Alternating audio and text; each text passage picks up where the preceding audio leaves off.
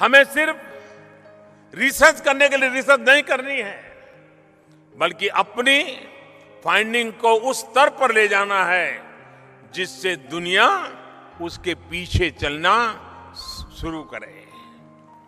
ये मुकाम हासिल करने के लिए हमें रिसर्च का विस्तृत इकोसिस्टम बनाना होगा। आज ऐसे तंत्र की आवश्यकता सबसे ज्यादा है, चाहे क्लाइमेट चेंज की बात हो या फिर आर्टिफिशियल इंटेलिजेंस की, पॉपुलेशन डायनेमिक्स की हो या फिर बायोटेक्नोलॉजी और डिजिटल मार्केट प्लेस की। आज इसी इकोसिस्टम के जरिए हम अपने देश के टैलेंट पूल के पोटेंशियल का फायदा उठा सकते हैं। अगर हमें आने वाले समय में नॉलेज सोसाइटी के वर्ल्ड लीडर की कतार में खड़ा होना है, तो देश को अपनी रिसर्च क्षमता बढ़ाने के लिए हर संभव काम करना होगा। हमें लक्ष्य रखकर इंटरडिसिप्लिनरी रिसर्च करने होंगे। साथियों, किसी भी देश की इंटेलेक्चुअल क्रिएटिविटी और आइडेंटिटी उसके इतिहास, कला, भाषा और संस्कृति से बनती है। ऐसे में हमें विधाओं के बंधन से मुक्त होकर शोध करना होगा। अब ऐसी रिसर्च की जरूरत है जिसमें आर्ट्स और ह्यूमैनिटीज, सोशल साइंस, साइंस और टेक्नोलॉजी के इनोवेशन का फ्यूजन हो। यही हमारे देश की पहचान को सशक्त और गौरवमयी बना सकता है। साथियों, हमें हमेशा याद रखना चाहिए कि हमारा प्राचीन ज्ञान शोध पर ही आधारित रहा है। भारतीय विद्वानों ने विज्ञान से गणित तक, कला से साहित्य तक, भाषा विज्ञान से तर्कशास्त्र और चिकित्सा से लेकर दर्शन तक दुनिया को प्रकाशित किया है, प्रज्वलित किया है। अब समय आ गया है कि भारत दुनिया में उसी स्थान को हासिल करे। यह तभी संभव है जब दुनिया की 3 सबसे बड़ी अर्थव्यवस्था में एक बनकर हम अपनी रिसर्च एंड इनोवेशन के जरिए दुनिया को दिशा दें। Friends, our strengths in research and development are built on the backbone of our national labs, central universities, IIT, IISc, TIFR, and IISER. However, over 95% of our students go to state universities and colleges where research is still limited. A strong research ecosystem must be developed in these universities and colleges. I call upon the Prime Minister's Science, Technology and Innovation Council to discuss these issues in detail and formulate an action plan in consultation with the Ministry of Human Resource Development to boost research in our colleges and state universities. Friends, in the Tirupati session of Indian Science Congress, I had spoken about the global rise of cyber physical systems. This has the potential to pose an unprecedented challenge to our demographic dividend.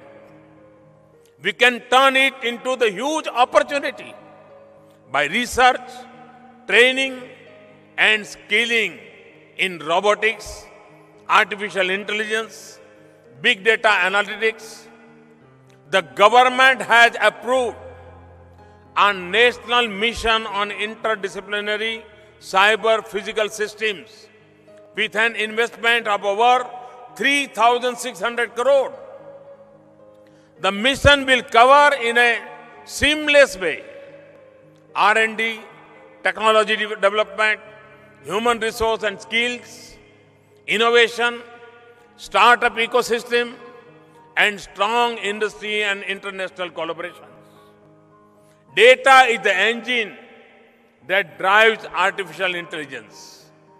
Our scientists working with relevant ministries should evolve effective data policy and practices that holistically cover the ground from data generation to data flow to data protection to data sharing to data usage.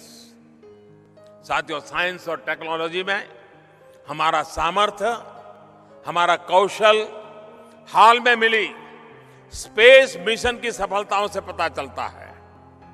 हाल में हमने Cartosat 2 series satellite समेत navigation, communication और hyper spectral imaging से जुड़े 30 और satellite launch किए हैं। साल 2022 तक 3 भारतीयों को अपने गगनयान में ही अंतरिक्ष में भेजने की तैयारी जोर शोर से चल रही है। इसरो ने इसके लिए एक विशेष टेक्नोलॉजी क्रू एस्केप सिस्टम का डेमोन्स्ट्रेशन भी किया है। मुझे अपने वैज्ञानिकों पर पूरा भरोसा है कि गगनयान का हमारा सपना तय समय में पूरा होगा। साथियों, ऐसे अनेक क्षेत्र हैं जहां साइंटिफिक और टेक्नोलॉजिकल इंटरवेंशन से सामान्य मानवीय के जीवन में परिवर्तन लाया जा सकता है। क्या हम तकनीक की ताकत से continuously operating reference stations network नहीं बना सकते हैं, जिससे हमें हाई रिजोल्यूशन जियो स्पेशियल डिजिटल डेटा तेज गति से मिल सके? इससे हम अपने नाविकों, वैज्ञानिकों, प्लानिंग में जुटे लोगों को बेहतर डेटा उपलब्ध करा सकेंगे। ये विकास की योजनाओं की प्लानिंग, मॉनिटरिंग, मैनेजमेंट और उसके इंप्लीमेंटेशन को और प्रभावी बना सकते हैं। साथियों, पिछली बार जब इंफाल में इंडियन साइंस कांग्रेस का कार्यक्रम हुआ था, तब मैंने आप सभी वैज्ञानिकों से एक अपील की थी कि वैज्ञानिकों को सिकल सेल एनीमिया की समस्या का रास्ता, सस्ता, सुलभ और प्रभावी इलाज ढूंढना है। इस बीमारी से हमारा आदिवासी समाज प्रभावित है। मुझे प्रसन्नता है कि CSIR और DBT ने इसके लिए अभियान की शुरुआत कर दी है। दोनों संस्थानों के वैज्ञानिक अब इस बीमारी के रोकथाम और इलाज के साथ ही अब ऐसी जीन थेरेपी की विकास कर रहे हैं जिससे हीमोग्लोबिन के विकारों को ठीक किया जा सकता है। Friends, India needs a new futuristic roadmap for science and technology and innovation. With these objectives, we have recently made the Prime Minister's Science, Technology and Innovation Advisory Council.